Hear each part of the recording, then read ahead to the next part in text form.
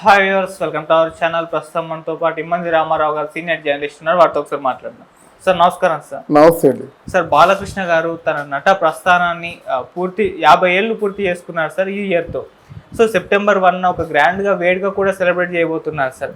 మరి 50 ఏళ్ళ నట ప్రస్థానం గురించి మీరేం చెప్తారు? మరి ఇంత పెద్ద వేడుక సెలబ్రేట్ చేస్తున్నారు కాబట్టి దీనికి జూనియర్ ఎన్టీఆర్ గారు వస్తారా రాదా అన్న ఒక చర్చ కూడా ఇప్పటి నుంచే మొదలైంది. అలాగే దీంట్లోనే మోక్షాజ్ఞ గారిని కూడా పరిచయం చేయబోతున్నారు అని చెప్పేసి కూడా వార్తలు అయితే వస్తున్నాయి సార్. ఎంటర్ ఈ మొత్తానిగా ఆ వేడుక గురించి మీరేం చెప్తారు సార్?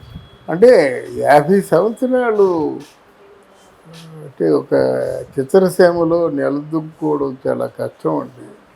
అందున మిగతా ఆర్టిస్ట్గా ఉండవచ్చు, కానీ ఒక హీరోగా నటిస్తూ ఆ హీరో పాత్రలకి న్యాయం చేస్తూ ఇంకా స్టిల్ హీరోగా నటించడం అంటే మాత్రం అది కేవలం అభిమానుల తాలూకు అండ. ఎందుకంటే బాలకృష్ణ గారికి చాలా ఎవరికీ లేనటువంటి అభిమానులు ఉన్నారు. ఒకప్పుడు బాలకృష్ణ గారి అభిమానులకి చిరంజీవి గారి అభిమానులకి చాలా పెద్ద గొడవ జరిగింది. ఆయన చిరంజీవి గారు ఎవరో నా సరిగ్గా గుర్తులేదు, పట్టించుకోవాల్సిన అవసరం లేదు, కానీ అంటే ఎవరైనా థమ్సప్ తాగారు. అందుకని మొత్తం బాలకృష్ణ అభిమానులందరూ కూడా థమ్సప్ తాగడం మానేశారన్నమాట. తాగడం మానేశారంటే అది బహిష్కరించేద్దాన్ని. అంటే అంత గొప్ప అభిమానులు ఉన్నారని చెప్పడానికి చెప్తున్నాను నేను. నిజానికి ఎన్టీఆర్ గారి కంటే అభిమానులు బాలకృష్ణ గారికి ఎక్కువ. బాలకృష్ణ గారిలో ఉన్న మంచితనాలు చెడు రెండూ చెప్తాయి. కొంచెం మంచితనం ఏంటంటే ఆయన దైవభక్తుడు. ఒక 2-3 గంటలు పూజ చేస్తాడు. అది కొంతవరకు వాళ్ళ నాన్నగారి తాలూకు ప్రేరణే కావచ్చు. అయితే ఎవరు వచ్చినప్పుడు కూడా, ఎవరు ఏ కథ చెప్పినప్పుడు కూడా, ఏ ప్రొడ్యూసర్ వచ్చినప్పుడు కూడా నమ్మేస్తాడు ఆయన. పరోక్షంగా ఇంకో టీంని పెట్టి అదేంటో వారి సంగతి కథ బాగుందా, మ్యూజిక్ అవే ఉండవు. మనిషిని నమ్మాడంటే మొత్తం లాభము నష్టము ఆయనే తెవి చూస్తాడు అన్నమాట. అదొకటి. రెండవది ఏంటంటే సెట్లో ఆయనకి డైలాగులు పిచ్చి. అంటే ఆ నాన్నగారు చెప్పిన డైలాగుని సెట్లు అలా వల్లి వేస్తూ కూర్చుంటాడు. ఒకటి. సెట్లో చాలా హుషారుగా ఉంటాడు. రెండోది, సెట్లో హీరోయిన్ ఎవరైనప్పటికి కూడా చనువుగా దగ్గర తీసుకొని, ముఖ్యంగా డ్యాన్సుల సందర్భం వచ్చినప్పుడు మాత్రం ఆయన పేటరేగిపోతాడని చెప్పాలి. మూడోది ఏమిటంటే ఆయనకి తండ్రి పట్ల ఉన్నటువంటి భక్తి విశ్వాసాల వల్ల అని ఇప్పటికి కూడా ఎవరెవరైతే ఎన్టీ రామారావు గారి తాలూకు ఆత్మీయులు, శ్రేయోభిలాషులు ఎవరు ఎప్పుడు వెళ్ళి వాళ్ళ నాన్నగారి పేరు చెప్పినా సరే చప్పుని చల్లారిపోతారన్నమాట. అంటే అంత అపారమైన భక్తి ఆయనకి. సరే, కొంచెం సినిమాలు, మంచి సినిమాలు వచ్చాయి, చెడ్డ సినిమాలు వచ్చాయి. రాజకీయాల్లోకి మార్చమని అసలు నందమూరి వారసులు లేరని వీళ్ళందరూ గగ్గోలు పెట్టారు. రాజకీయాల్లోకి వచ్చాడు.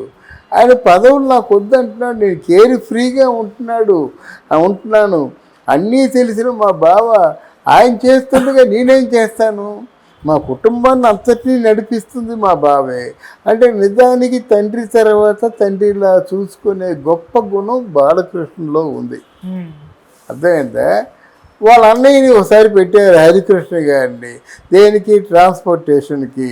గబ్బు చేసి వదిలేశారు. ఆయన వాళ్ళు అయింది కాదు. ఇప్పుడు బయటకు వచ్చి ఏం చెప్పాడు? నాకేం పదవి లేదు, ఏమీ లేదు, అసలు నందమూరి వారి సంపదనేమో దోచుకుంటున్నాడని చెప్పేసి ఆయన చెప్పాడు. ఆయన కోపం వద్దని చెప్పుకోవచ్చు, అది వేరే విషయం. ఇక్కడ నందమూరి బాలకృష్ణ అనే వ్యక్తి రాజకీయాలకు సంబంధించిన వ్యక్తి కాదు. ఏదో హిందూపురం అనుకున్నాడు. ఆయన హిందూపురాన్ని మా మాత్రం బాగానే చూసుకుంటున్నాడు.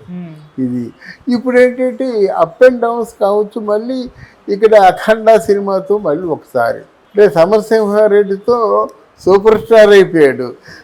సమరసింహారెడ్డి, నరసింహనాయుడు ఆయన జీవితంలో అంటే ఆ చరిత్రలో మొగటాయమానంగా నిలిచిపోతాయి. ఆ సినిమాలను మాత్రం ఎవరు డామినేట్ చేయలేరు. ఇక్కడ ఏంటంటే అఖండ సినిమాల నుంచి ఆయన బాడీ లాంగ్వేజ్ తగ్గ సినిమాలు రాసుకుంటున్నారు, తీసుకుంటున్నారు. ఇది ఆయన మంచి సక్సెస్ఫుల్గా ప్రయాణిస్తున్న సమయం గనక తెలుగుదేశం పార్టీ దాన్ని అధికారంలో ఉంది గనక ఆయన తర్వాత ఎంతోమంది వారసులు ఉన్నారు కనుక అది మంచి సందర్భం అవుతుంది. సెప్టెంబర్ 1 అన్నది ఆయన లైఫ్లో ఒక గీటు రాయి అవుతుంది. అవును. తర్వాత దీనికి దేనికి ఇండియా చేసినట్టు ఎంతకాలం నేను యాక్ట్ చేశాను నేను. సరే ఇంకా నన్ను నాకు సరిపడే వేషాలు వస్తే చేస్తా, కానీ నన్ను అంటే నందమూరి వారసుడు నేను, నా వారసుడు మోక్షజ్ఞ అంటే ఇందులో చిన్న రాజకీయ చతురత కూడా ఉంది. ఇంతకుముందు నందమూరి వారసు అంటే బాలకృష్ణ తర్వాత తారక్ అనుకునేవాడు కదా. ఇప్పుడు అది లేదు. డైరెక్ట్గా ఎన్టీ రామారావు గారు, బాలకృష్ణ గారు, మోక్షజ్ఞ. రేపు మోక్షజ్ఞ కొడుకు కూడా వస్తాడనమాట. వీళ్ళ లిస్టులో రారు. అంటే ఆలోచన ఉండొచ్చు, కానీ నందమూరి వారసులని ఇంతకుముందు ఎవరెవరో చెప్పుకున్న వాళ్ళందరూ ముందుకు రాలేరు కదా. వాళ్ళు టామ్ వేసుకొని ప్రకటించుకోలేరు కదా. ప్రకటించుకుందాం అనుకున్నా ఇప్పుడు అధికారం వాళ్ళ చేతుల్లో ఉంది కదా. ఇన్ని సందర్భాలు కలిసి వచ్చాయి కనుక మోక్షజ్ఞని హీరోగా మొత్తం ఫైట్స్ గీట్స్ అన్నీ మంచి స్మార్ట్గా ఉన్నాడు. ఇప్పుడు ఆయన అంటే నిజంగా చెప్పాలంటే ఒక విధంగా మంచి హైటు, వాళ్ళ నాన్నగారిలా కళ అంతా ఉంది కనుక ఆయన్ని హీరోగా ప్రకటిస్తారన్నమాట. ఏదైనా సరే మన తెలుగు చిత్రసీమ గర్వించదగ్గ నటుల్లో ఒకరు బాలకృష్ణ. అవును. దీనికి ముఖ్యమైన కారకులు బాలకృష్ణ అభిమానులు. బాలకృష్ణ అభిమానులందరికీ నేను చెప్పేది ఒకటే, ఇది చరిత్రలో సువర్ణాక్షరాలతో లిఖించబడ్డ అంటే ఇందులో పర్టికులర్గా మంచి పాయింట్ నందమూరి వారసులకి ఏంటంటే కలిసి వచ్చింది.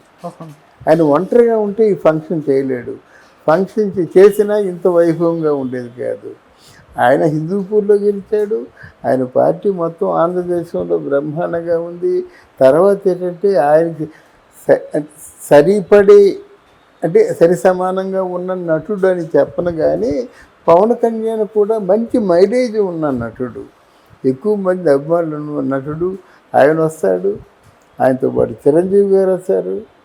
ఇక్కడ బాలకృష్ణ ఇంత వైభవంగా ఫంక్షన్ చేస్తుంటే ఇంకా మనం వేరే కోరుకునేది ఏముంటుంది. తప్పకుండా సభ చాలా విజయవంతం కావాలని కోరుకోండి. Thank you so much. Thank you అమ్మా.